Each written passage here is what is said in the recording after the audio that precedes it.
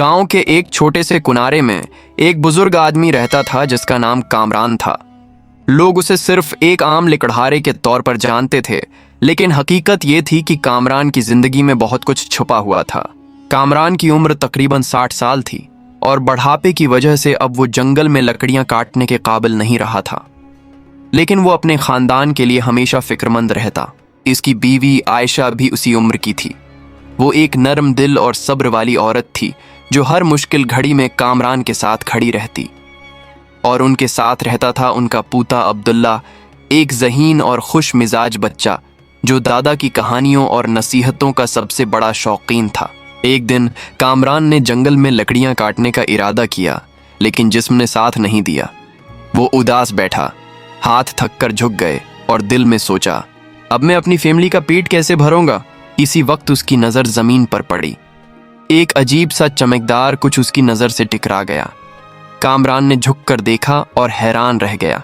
ज़मीन पर एक थैली पड़ी थी और इसमें सोने के सिक्के और ज़ेवरात चमक रहे थे। दिल की धड़कन तेज हो गई। कामरान ने सोचा, ये सोना किसका है? क्या मैं उसे रख लूं या वापस कर दूं? वो घर ले आया और सोच में पड़ गया। लेकिन चंद दिन बाद गांव के लोग ये खबर बादशाह तक पहुंचा देते हैं।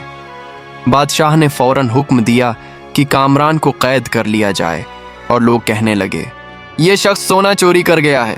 कामरान कैद में बैठा हाथ जोड़कर दुआ कर रहा था।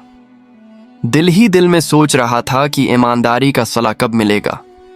वो दिन रात अपने किए की फिक्र में गुजारता। इसी दौरान कुछ गांव वाले बादशाह के दरबार गए। उन्होंने कहा, बादशाह सलामत, कामरान ने ये सोना नहीं चोरी किया, ये उसे इत्तिफाकन मिला है। वो एक मेहनती और ईमानदार आदमी है। बादशाह ने कामरान को देखा। उसकी आंखों में खौफ और आजिज़ी थी, मगर ईमानदारी साफ नजर आ रही थी। बादशाह ने दिल में सोचा, ये शख्स सज़ा का मुस्तहक नहीं बल्कि उसका सला मिलना चाहिए। बादशाह ने कामरान की सज़ा माफ़ कर दी और उसे सोने का हिस्सा बतौर इनाम दिया ताकि वो अपनी ज़िंदगी खुशहाल तरीके से गुजार सके। कामरान ने ये सोना अपने ख़ानदान के लिए इस्तेमाल किया। आयशा का इलाज करवाया जो कुछ दिनों से बीमार थी, और अब्दुल्ला के साथ अपनी छोटी सी दुनिया में खुशी वापस आ गई। गांव वाले भी उस वाक़े से बहुत मुतासिर हुए। वो अक्सर आकर कामरान से नसीहतें लेते और कहानी सुनाते। कुछ महीनों बाद कामरान और आयशा ने अपने छोटे से घर को खूबसूरत और आरामदह बनाया। अब वो सुकून, मोहब्बत और खुशहाली के साथ रहने लगे। और यूं एक आम लकड़हारे की ईमानदारी, सब्र और किस्मत ने न सिर्फ इसकी बल्कि पूरे खानदान की जिंदगी बदल दी।